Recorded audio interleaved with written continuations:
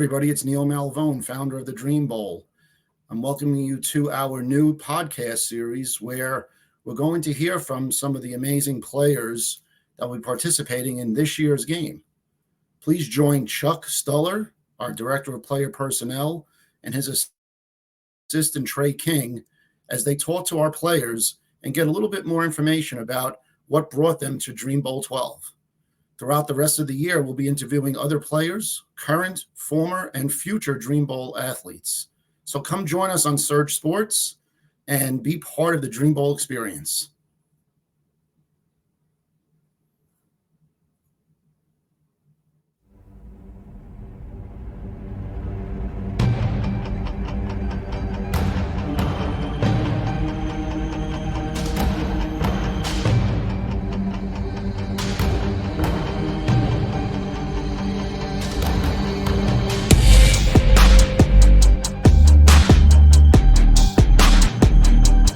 Start really early, which I'm not complaining about. It's good though. Just wait till you have another one. Yeah, see, right now, if you stick with one, something gets broken. You know who did it. No, definitely. Now, once you get 2 or 3, that's when it becomes a game show. Hey, that's true. That's true. I'm one of 7, so I already know how that goes. You see, you're like this right now. You're smiling right now. But wait till you have more. Wait till you have 2 or 3 more. Man, yeah, I'm definitely waiting for sure. Wait. So how was that making the transition from obviously coming from Northern Colorado and ending up at Auburn? Obviously, in between that time right there, you found out you were going to have a daughter. How was that how did that change your trajectory on what you were playing for or moving forward in your football career? What does that look like? Man, just to be transparent and vulnerable, I was nervous as heck when I found out, just because when I had found out, I still was in my sling and everything. I had just come off of my season-ending shoulder injury, October 27th, and I had surgery a couple of days after. So, yeah, it was a lot to process. But that next day, man, I just prayed about it a lot, and I was just like, man, it just changed my perspective. Like, it just gave me every motivation to come back harder, stronger, and everything else. So, yeah, man, it just gave me every bit of motivation to be where I'm at now. But it was definitely a lot for me, just mentally changing my perspective, changing my mindset. Instead of thinking like, oh man, how am I gonna do this? It was just like, let me just lean in on faith, lean in on God, because that's really how I processed it. It was like, this is a blessing from Him for sure. And even though I feel like that I'm not called to do it, He saw it in me, and I'm gonna just walk in it. And that's really what it was for me. Amen. He wouldn't give you nothing that He doesn't think you can handle, right? Man, definitely. Amen to that for sure. So kind of going on that same point, obviously you came to Auburn, I believe, as a walk-on, and then you ended up working your way up to a scholarship. What did that scholarship mean to you, and kind of what did Coach Freeze see in you to bestow that upon you? Man, it's just crazy because that was never part of the plan. When I got here, it wasn't for me to work towards a scholarship. It was just for me to just be present and just work my butt off. Like, me coming here was a leap of faith, getting that preferred walk-on opportunity. So I just wanted to keep a smile on my face, show guys that I care about them, and I embraced and accepted my role. And if that means me working harder than everybody else, that's what I was going to do, just with me betting on myself and coming here. And for me to receive the walk-on just from a marriage standpoint, and telling my wife to just believe in the vision and coming out here, she made a huge sacrifice doing that. And for me to have that scholarship, it just added another layer of peace, and just it let us know that us making this decision was divine and it was destined for us to be here. Because, I mean, I'm not the breadwinner in this relationship at all. And so me having that scholarship, man, it just added such layers of peace in terms of just financially, because they ended up putting money in my pocket. And then us being here, like, we didn't have to worry about meals and stuff because I was getting fed and everything. So, and I don't have to worry about debt anymore because my schooling was paid for. So it just, man, the amount of peace that it just brought, it was great. It was great. Yeah, no, it was a great story. I got to see the video a little bit when I was doing research, and it looked like it meant a lot to you guys, not only to you, but to your daughter, to your wife. So Yeah, and that's it was a awesome. win for my family too, because like Yeah. I was telling my mom about this whole process of me coming out here, because for me it's just like my life is not my own, and I know me coming out here, I have two younger siblings that I know they're gonna be great in whatever avenues they choose, but specifically with sports, they're the best two out of all of us, hands down. And so for me coming out here, I was just like, if I'm doing this, like this would definitely give them a vision on if they want to play at the highest level, being in the SEC, because I really see that in them. And so I was just telling my mom, like, yes, I want to do this, but this is definitely for them too, as well, because I know they can play at this level, as well. So Right. I'm the oldest too, and I got two little younger brothers also. So obviously laying that foundation yeah, is key and is solid that, for their development and your development too. So Chuck, what you got? Um, well, I mean, I did a little bit of my own research, and Cassidy, you have a really, really interesting journey. For the folks who don't know you out there, tell them like where you started. Excuse me. Like to tell everybody like where you started and how like where you started from and then how you got to where you are now. Just I know it's a long, interesting story, but try to make it as brief as you can. But yeah, yeah, go ahead. yeah, man. So I started at Washington State 2018. I was on full scholarship there.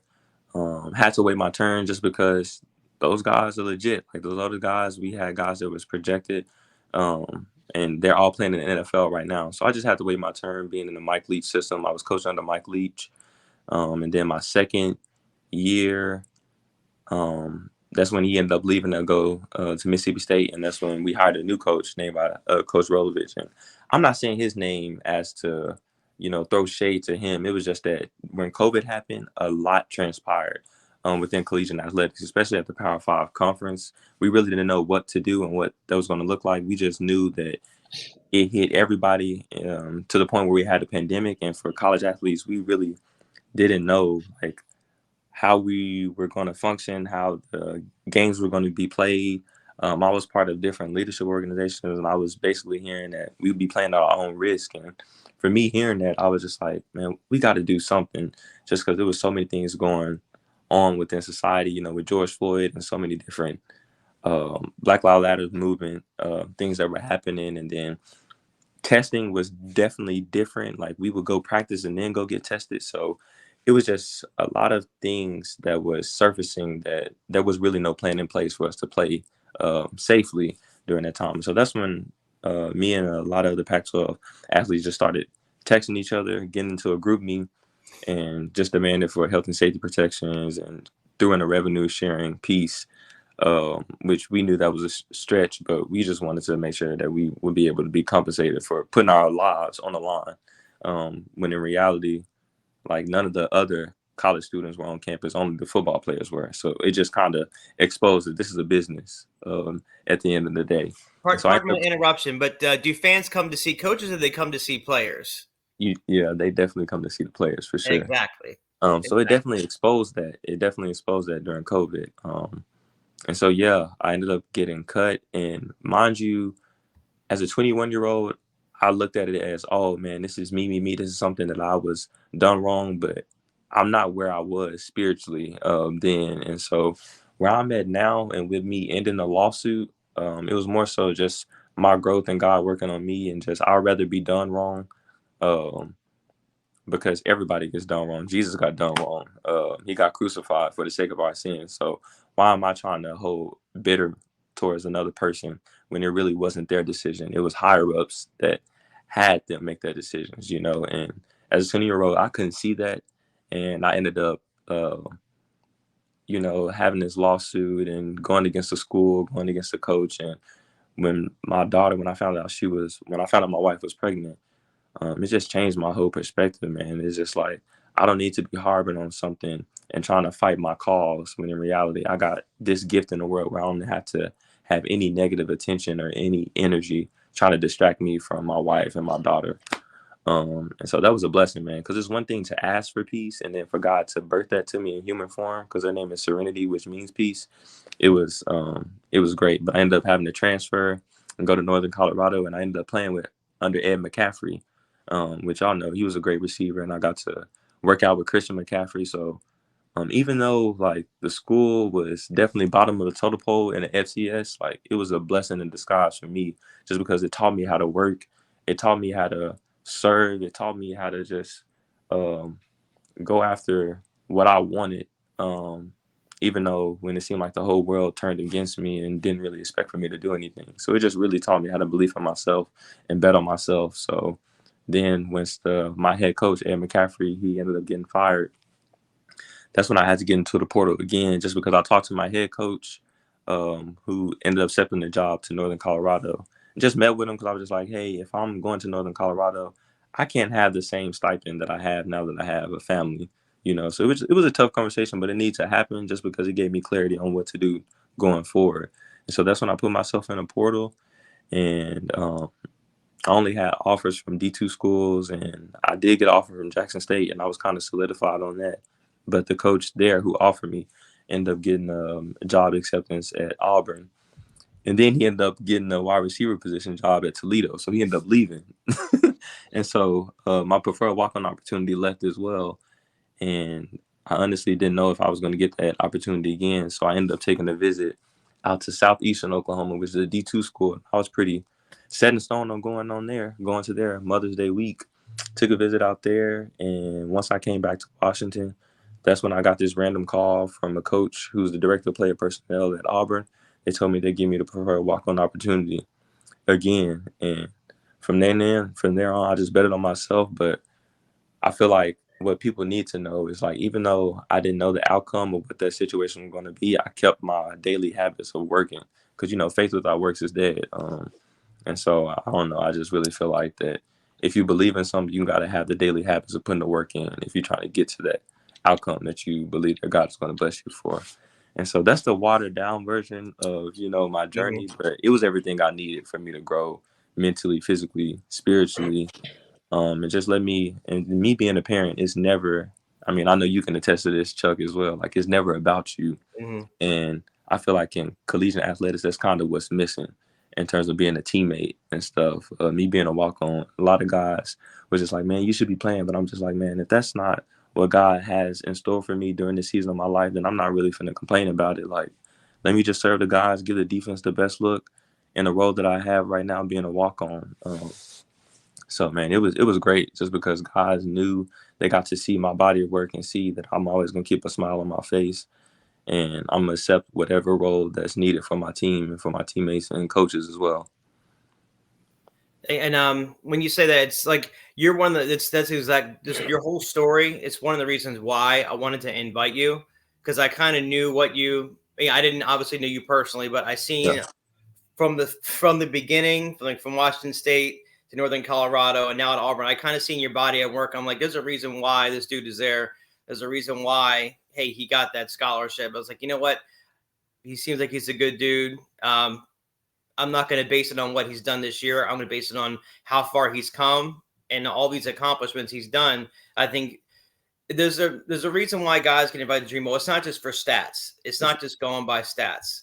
Because sometimes we get questions like, "Oh, why'd you invite him for?" I'm like, sometimes it's not about the stats. It's about the character. It's about who that person is. They deserve to get that spotlight because they're doing things behind the scenes. They're being a good teammate. Maybe they weren't the captain the whole season, but they were a captain for these 3 games for certain reasons. Mm-hmm. And they're running reps on the scout team. So I'm like, let's give this dude a chance to shine because he's doing the work. You just don't see it. He's also a great person. He deserves the opportunity. So everything you just said is basically answers the reason why, hey, this is why Kassidy was invited to the Dream Bowl to show what he can do. So, I mean, you basically just answered a lot of questions for people out there who have questions about like why we invite certain guys. Yeah. So that's perfect. I'm glad you answered it. The watered down version was perfect.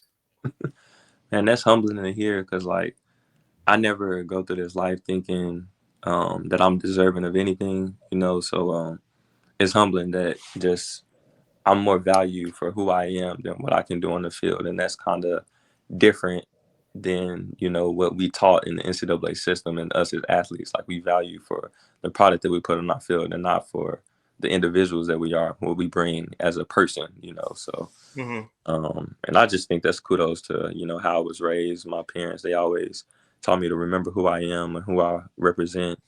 So yeah, I definitely can't give the credit to myself. That's definitely my circle. I think another huge advantage of what you just talked about too, and kind of just going through your story, was the adversity that you faced and the fact that you kept the team over me mentality. Because obviously we're inviting guys to this game, and we're not going to have first round draft picks at this game, right? We're going to have guys that are fighting for their spots, that are fighting for the next day of putting on those pads and playing football. And a lot of the times too, you're going to start on the practice squad and you're going to work your way up too. So even just having that mentality of at Auburn of saying, okay, I'm not the starter here, but I'm going to give the defense the best look I can for the benefit of the team. I think that's great, and that's everything that professional teams want to hear, NFL teams want to hear, and it's just a testament to you and to the adversity you face. So kudos to you on that. Obviously, it's a massive accomplishment. Yeah, and I appreciate that a lot. Cool. So going back, we're going to talk a little football now too. So you obviously started in 2018 under Coach Leach, and then obviously finished your career out under Coach Freeze at Auburn. How because we know Coach Leach, right? We've seen all the press conferences about Coach Leach. He's very odd. He's already shaking his head. He's a character. What were the takeaways that you saw from each different coaching style, or the differences in kind of how you had to adjust to either of those? Man, so with Leach, I'm gonna just say right now, I'm pretty sure you already know you have to be mentally tough playing with him. Like, yeah, he tested you in every aspect, bro. Like, even with fall camp, like it wasn't on campus. Like we was practicing at a middle school out in Lewiston, Idaho. So yeah, it just kind of give you like a kind of aspect of him. But I will say definitely what I learned from him is repping the same thing over and over again and just being simplistic about things and your approach is doable. Because if you perfect the little things, the big things will automatically take care of itself. And we ran the same 6 plays every game and rep the going against each and every different coverage. And I mean, we still won ball games. So for me, it was just like, you don't always have to have the most plays to win. You know, if you rep and do the small things the right way repeatedly over and over again, that'll make you, successful just because you're able to play at the most fastest speed out there on the field. So I definitely learned that from him. And then going to Ed McCaffrey, I went from playing backyard football to really learn the NFL system and the NFL playbook because we did an exact replica of the 49ers offense and the Green Bay's offense. So I definitely had to have my head on the swivel and just know the long terminology of the plays that they do in the huddle and then remembering it and going out there to do it. Whereas in the air raid offense, like you just did signals and let me just run on grass and sit in this hole and things like that. So with Ed McCaffrey, I really had to really work on my craft as a wide receiver in terms of just like, I have this play, I got to run this route, and against this coverage, I have to make it work just because that's the play call. And whereas Coach Freeze, man, it's been great just because with him, like he pours into us so much spiritually to where like you able to overcome whatever adversity it may be on the football field and in life as well. And football wise, man, I mean, he has, it's kind of like an air raid, but it's also spread as well. So we kind of mix it in, but also like Auburn has this history of football and this brand of football. So what I tell guys is like Auburn is Auburn. They're not going to turn away from their tradition. And so as a receiver, you're going to block. And when the ball comes, you got to make the most of, that opportunity when it comes, no matter what. And so that's what I've learned here is like make the opportunity count when it comes. For sure. And also, like me, I'm an older guy, so I can teach guys how to read coverages and things like that. So that's what I've learned at all 3 places. That's awesome. That's awesome. It's cool to see the different coaching philosophies and how they all poured into you to mold you into who you are and what you believe in, not only as a football player but as a man too. So that's awesome. Chuck, you got anything? Yeah, just to kind of like moving towards the end here, just now a couple personal things like what do you like to do in your spare time? Like what's like a hobby that you have?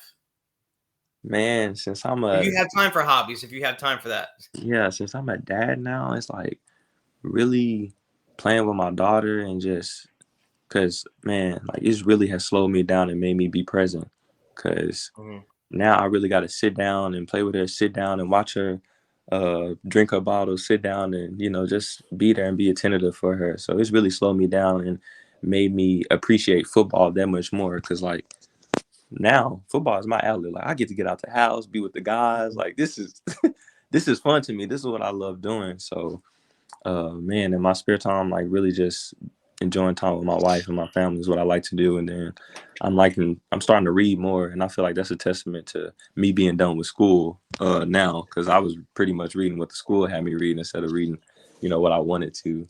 So I like reading. I definitely love drawing. It helps me stay creative for sure. And then also listening to music, man, with my wife and just spending time with them. I really love doing that. Okay. And you're probably like a Northwest guy. So it's like, are you like a Seattle fan? Like, what's your favorite NFL team?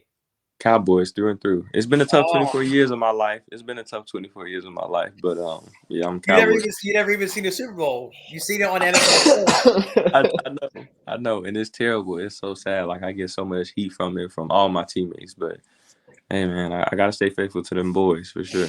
Well, that's good. As long as you're staying faithful. It's been I'm thankful that it's been a tough 24 years because I was alive when they were good, when they were great, but I've also lived through the part where they have been not so good. So as an Eagles fan, I've seen the highs and the lows of the Cowboys. So Oh, I guess you didn't see my shirt. So yeah, I did. I just didn't want to say nothing.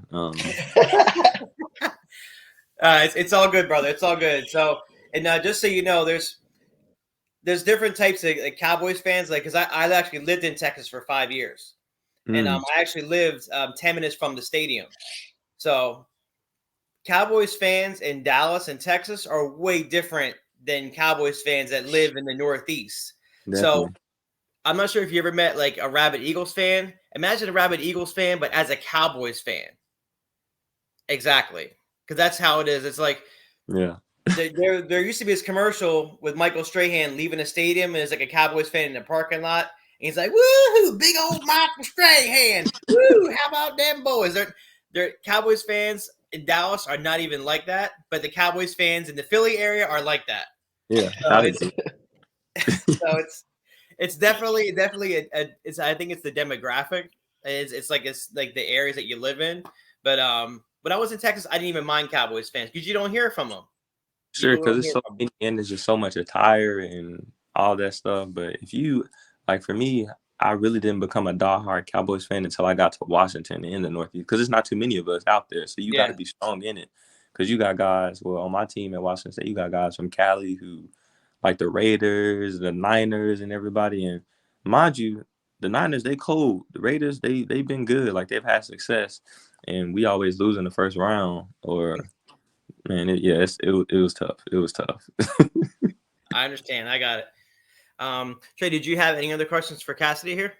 Yeah, just a follow-up question, kind of just to all the, because the teams are going to get your game film, your practice film, and then obviously this interview, Chuck, I think, correct me if I'm wrong, this interview will go out to our Twitter page where scouts follow. Can you give the scouts an elevator pitch on why they should pick you up, or why that you would be a good fit for their program?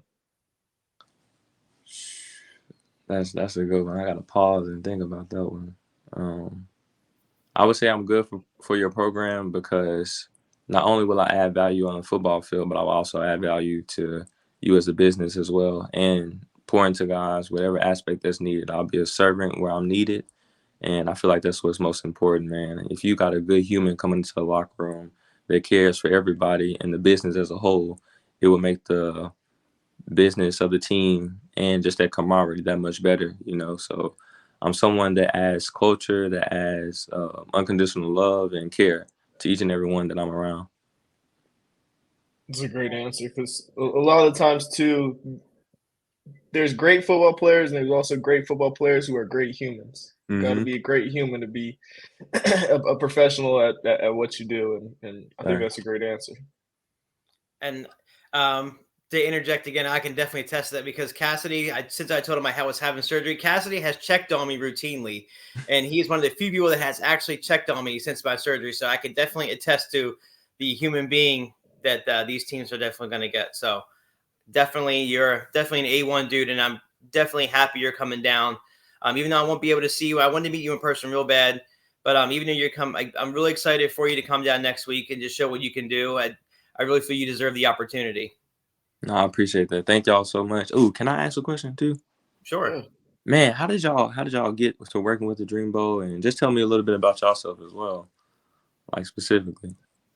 Well, me personally, how much time we got? So I'm gonna give you my watered down version. That. Not trying to toot my own horn, but when I was younger, I had the ability, because I love football so much, and I had to discover the sport on my own. Like, Trey knows this. I told him to. I wasn't raised on football. I had to discover it for myself, and I started playing with my neighborhood friends and stuff like that. And I started watching it on TV. And the first person I watched was Barry Sanders, and I fell in love. He made me fall in love with the sport because I never seen anybody move like that. I never seen anybody make people look so foolish on the field. And what was the first game I watched? Guess who they played? Cowboys. And the game that I watched was the game where he went into that pile, spun out, and made everybody look crazy. That's the first game I watched. So you can see why I fell in love with the sport. And what that led to was I started studying players. And I was like, well, what makes college players not become great NFL players? And one of those players was Gino Toretta, who played for Miami. He won the Heisman, highly decorated college football player. He didn't go that high. I'm like, to me, he should be a first-round draft pick. He dominated when he played. He was great. So for some reason, I love the sport so much. I memorized the players' faces, their workout times, their workout numbers, and their jersey numbers. I would used to recognize them by face. So I actually went to Eagles training camp, and I actually got on TV because I can pick out the players and their names and their faces. So over time, I started making my own little draft reports, and I wanted to be a scout. But back then, back in the 90s, there was no such thing as like sports management. You had to know somebody to get into the league, and you had to be a coach's son. You had to be family, and I wasn't any of that. So as my life went on, I kind of put it to the side, and life happened. You work full time. And when I went to Texas, I said, you know what, I'm going to focus on this, because if you can't get into football in Texas, there's a problem, because you can drive 5 minutes in any direction and find a football game. Mm-hmm. It's a religion in Texas. So I was looking for teams to help out, all-star games to help out. And I ended up working with the Texas Revolution, which is the indoor football team, which was owned by Tim Brown of the Raiders at the time. So I got working with them. I didn't work with Tim specifically. I met him like once or twice. I ended up working with head coach Devin Wyman, who was an NFL draft pick of the Patriots, and also Jen Welter, who was the first female coach in the NFL with the Cardinals. She was on that staff. And also, rest in peace, Terry Glenn, who played for the Patriots, who was also drafted with Coach Wyman. So I ended up doing like personal stuff with them, also doing some light coaching, doing whatever they asked me to do. So I said, I don't care. I'll work for free. I just want to get my foot in the door. I just want to learn. So I started doing stuff with them, and also another team in Billings.